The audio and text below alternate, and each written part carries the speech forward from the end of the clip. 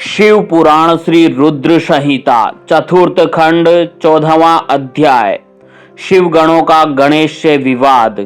ब्रह्मा जी बोले, हे नारद, शिवगण अपने प्रभु भगवान शिव की आज्ञा पाकर द्वार पर पहुंचे और द्वारपाल बने श्री गणेश को वहां से हट जाने के लिए कहा। परंतु जब गणेश ने हटने से साफ इनकार कर दिया और शिव गणों को डांटा फटकारा तो वे भी गणेश से लड़ने लगे और बोले, ओ मूर्ख बालक, अगर तू अपने प्राणों की रक्षा करना चाहता है तो अभी और इसी वक्त महल के द्वार को छोड़कर यहाँ से चला जा, अन्यथा दंड पाने के लिए तैयार हो जा। यह देखकर गणेश को क्रोध आ गया और वे कठोरता पूर्वक शिव गणों से बोले कि तुम इसी समय यहाँ से दूर चले जाओ, वरना मेरे क्रोध को भुगतने के लिए तैयार हो जाओ। गणेश की बातें सुनकर शिवगण हंसने लगे।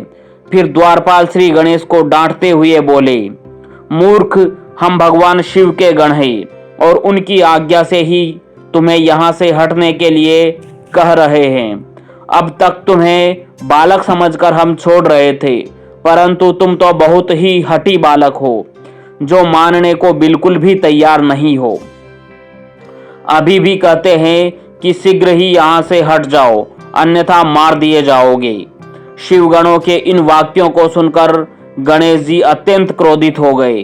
उन्होंने शिवगणों को डांटा और धमकाकर वहां से भगा दिया। उनके इस प्रकार डांटने से शिवगण भयभीत होकर वहां से भागकर भगवान शिव के पास वापस आ गए।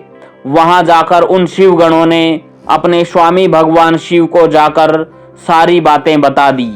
यह सुनकर भगवान शिव ने क्रोधित होकर श्री गणेश को द्वार से हटाने का आदेश अपने गणों को दिया।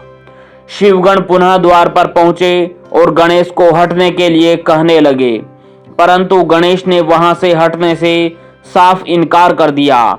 गणेश निर्भय होकर उन गणों से बोले कि मैं पार्वती का पुत्र हूं और तुम भगवान शिव के गण हो। हम दोनों ही अपनी अपनी जगह अपने अपने कर्तव्य का पालन कर रहे हैं।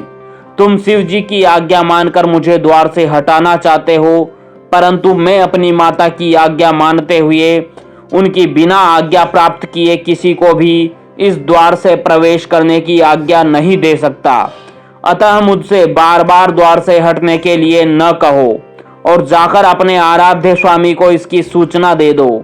तब शिवगण भगवान शिव के पास गए और उन्हें सब बातों से अवगत करा दिया।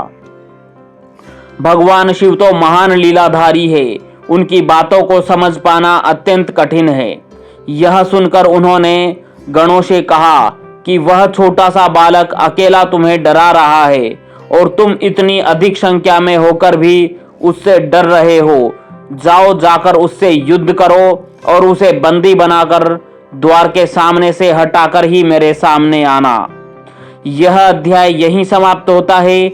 अगला अध्याय सुनने के लिए हमारे चैनल को सब्सक्राइब करना ना भूलें। धन्यवाद। ओम नमः शिवाय।